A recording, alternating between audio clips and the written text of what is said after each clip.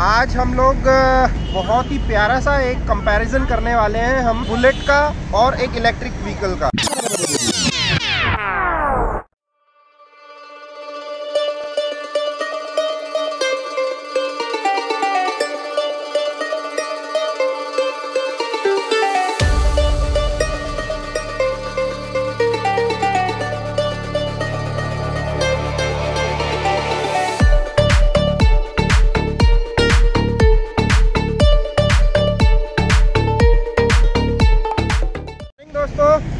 कैसे हैं सब लोग।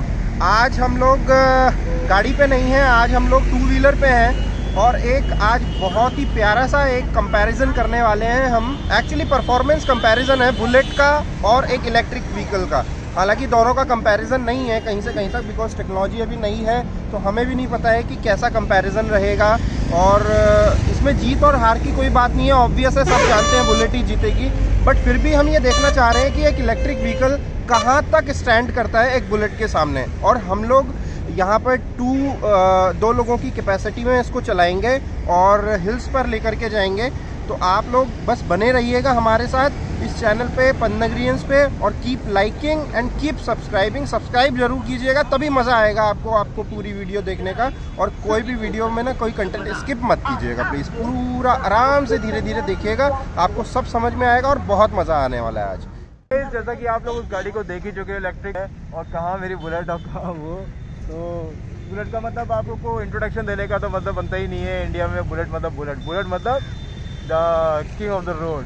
तो लेट्स सी अभी क्या होता है, देखते हैं कि पहाड़ पे कितना चढ़ती है, क्या करती है, क्या एवरेज देती है, और फिर मिलते हैं आपसे थोड़ी देर बाद।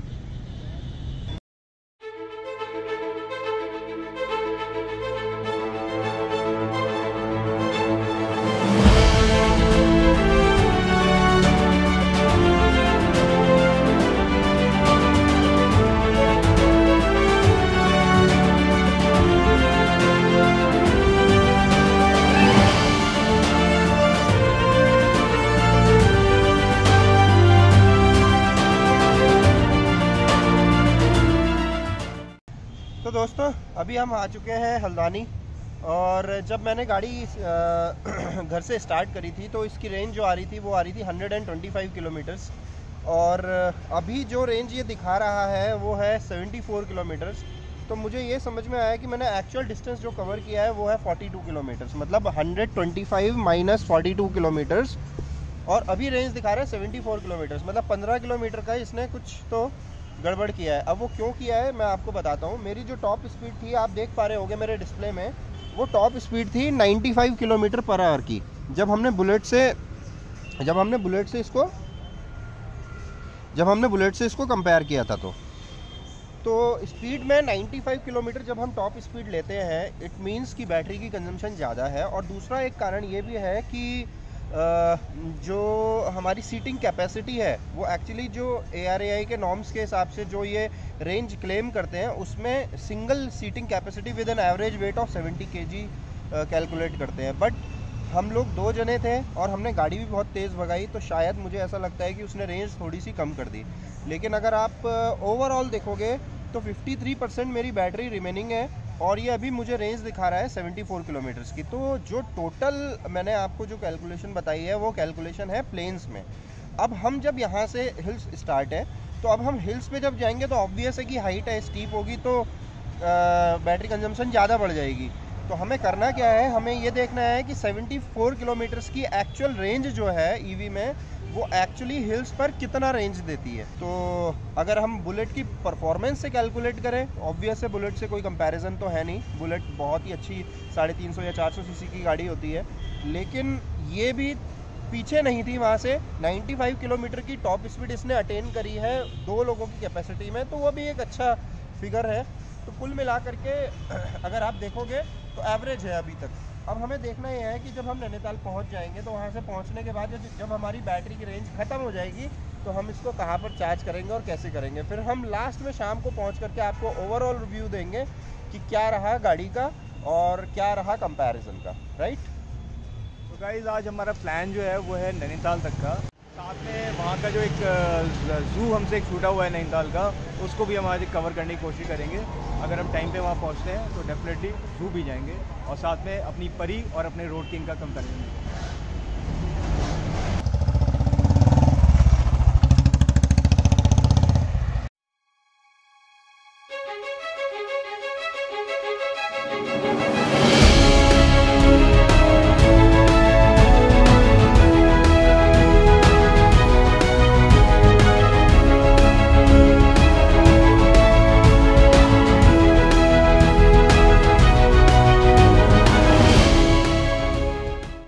हम लोग थोड़ा सा रेस्ट कर रहे हैं, बीच में आ चुके हैं हल्द्वानी से ऊपर, मतलब हिल्स हमारी चढ़ाई शुरू हो चुकी है।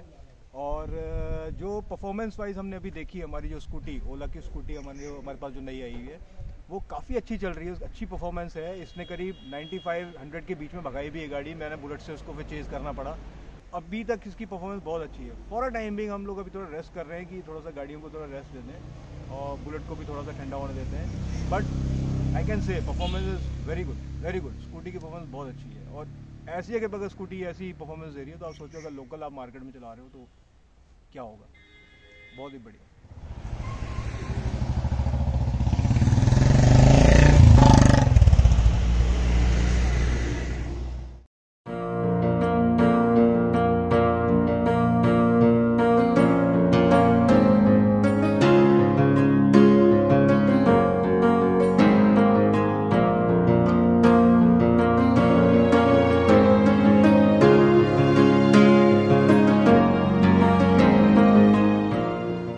दोस्तों फाइनली पहुंच गए हैं नैनीताल इलेक्ट्रिक से।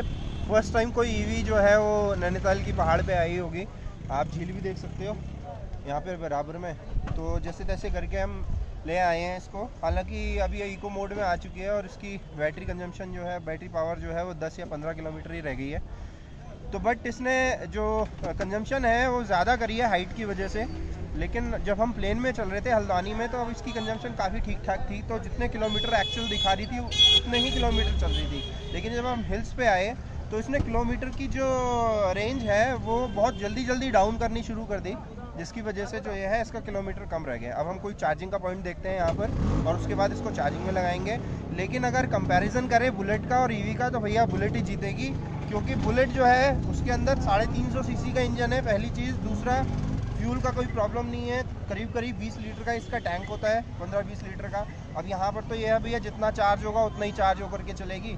तो अब इसको चार्जिंग पे लगाते हैं, कहीं खाना वाना खाते हैं, फिर एक नेक्स्ट डेस्टिनेशन लेकर के चलते हैं। मुझे जो लगा देखने में, तेरे को जो चला रहा था, तू ज़्यादा एक्सपीरियंस है, तूने चलाई गाड़ी, लेकिन गाड़ी में पावर पूरी थी, चलाने में पावर पूरी। बुलेट पे था, मैं अपनी गाड़ी को पीछे से इसको चेज कर रहा था तो मेरे को ऐसा लग रहा था कि मतलब मुझे चेज करना पड़ेगा। ऐसा नहीं था कि मैं आराम से इससे आगे निकल सकता। आप मुझसे पर्सनल अपना ओपिनियन पूछो तो this is the first Ola which is reach to Nainital and within a single charge. हमने बीच में बिल्कुल भी चार्ज नहीं करी है गाड़ी कहीं पर भी। तो रुद्रपुर टू नैनीताल 70 किलोमीटर्स का रन है। आप एक तरीके से जो 40 किलोमीटर्स का रन है उसका डबल लगाओ और बाकी जो प्लेन्स हैं और 2 सीटिंग कैपेसिटी में, लेकिन हिल्स में मैंने सिंगल सीटिंग कैपेसिटी में इसको चलाया है। तो फाइनली अगर देखा जाए तो ओला पहुंच गई है, आराम से नैनीताल पहुंच गई है, पावर भी ठीक ठाक थी। एंड दोस्तों अभी जब तक हमारी स्कूटी चार्ज हो रही है तब तक हमने सोचा नैनीताल ज़ू में टाइगर के दर्शन कराते हैं, मिल लेंगे, बात भी करनी है रोहित को उससे।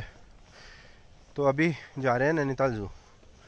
गाड़ी ने ड्रॉप किया है, उसके बाद पैदल जा रहे हैं टिकट लेके, थोड़े से जानवर से बात करके फिर वापस लौट के आते हैं तब तक।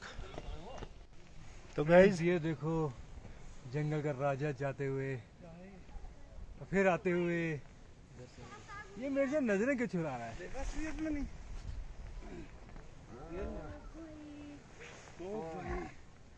रियल में देखो।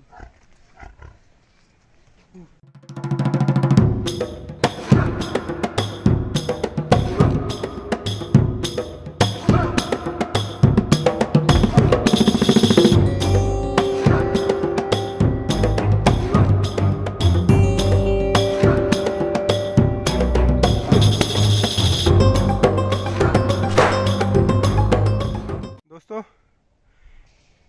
ये सबसे प्यारा जानवर है देखने में, बस देखने में ही है। अभी तो धूप सेक रहा है फर्स्ट क्लास करके। अगर आप बात करोगे तो बात भी करेगा अच्छे से, बस ये है कि बात थोड़ी देर करेगा, उसके बाद तो बस खाना ही खाएगा। अभी खुजला रहा है, आप पंजे देख सकते हो, इसके नाखून देख सकते हो। बियर, जिसको हम प्यार से भालू कहते हैं। नाम प्यारा है, देखने में भी प्यारा है, लेकिन खाएगा तो मेरे ख्याल से एक बार में पूरा लपेट देगा।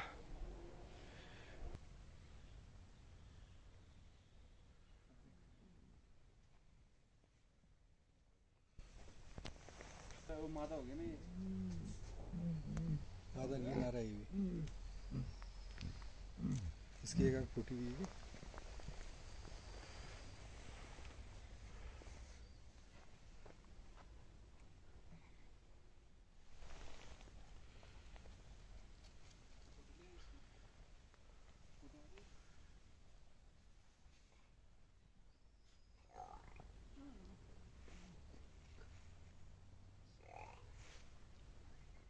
ये आ रहा है यहाँ पे, ठीक है। और जस्ट इसके अपोजिट साइड में एक हिरन है जिसको बहुत ही क्यूट सा है, उसके चक्कर में ये मेरे को मिल जाए कैसी और मैं इसको झपट्टा मार लूँ।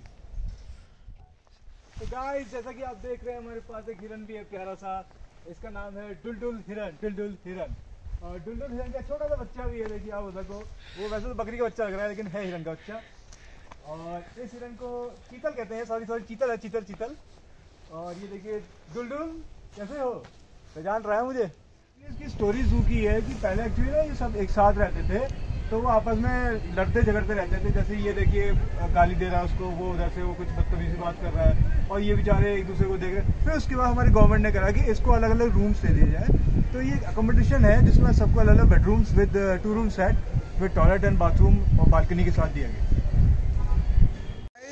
अभी हमारा ट्रिप फिनिश होने को है और हमने अपनी ओला को भी अपना रेडी कर लिया है चलने के लिए, साथ में बुलेट तो एवर रेडी होती है। और अभी शाम हो चुकी है, so now we are heading towards our home in to Rudrapur. और अब इसका परफॉर्मेंस एक बार और चेक हो जाएगा जब हम नीचे उतरेंगे, बिकॉज अभी ज़्यादातर ढलान है अभी, क्योंकि बहुत चढ़ाई पे थी तो गाड़ी को काफ़ी जोर लग रहा था। और अब देखते हैं कि ढलान पे कितना रहता है।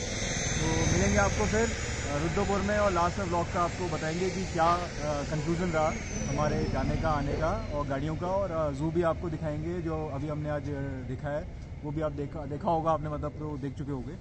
तो लेट्स मीट, है ना मतलब? Sure, done, let's meet in Haldwani. अपन लोग अब पहुंच चुके हैं हल्द्वानी। और जैसा कि आप लोगों ने, हमने आपको बताया था कि हम कंपैरिजन फिर बाद में कंक्लूजन निकालेंगे क्या हुआ। तो एक बहुत ही अनोखी बात हुई है जो कि मधुर बताएगा, जो कि मधुर उसको चला के लाया है। मैं सोच रहा था बैटरी की कंजम्पशन बढ़ेगी और यहाँ तक पहुँचते पहुँचते कुछ % बैटरी कंज्यूम हो जाएगी, लेकिन अच्छी बात यह है कि बैटरी ने जरा सा भी कंजम्पशन नहीं किया है और किलोमीटर एक भी कम नहीं हुए। इनफैक्ट बैटरी ऑटोमेटिक चार्ज होती रही रीजन टेक्नोलॉजी से, तो ये भी एक बड़ी अच्छी बात है। मैंने 40 किलोमीटर का एरिया कवर किया है नैनीताल टू हल्द्वानी, लेकिन मेरी बैटरी के परसेंटेज में 1% की भी कमी नहीं आई, क्योंकि वो डाउनफॉल पे था इस वजह से। तो ये भी एक अच्छी चीज़ है कि जब आप डाउनफॉल पे आ रहे हो तो आपकी ईवी टेक्नोलॉजी में आपकी बैटरी की कंजम्पशन बिल्कुल भी नहीं होगी। ये भी बहुत बड़ा प्लस पॉइंट है। और ओवरऑल देखोगे तो काफ़ी अच्छा परफॉर्मेंस रहा और काफ़ी अच्छा रिस्पांस रहा दोनों ही गाड़ियों का।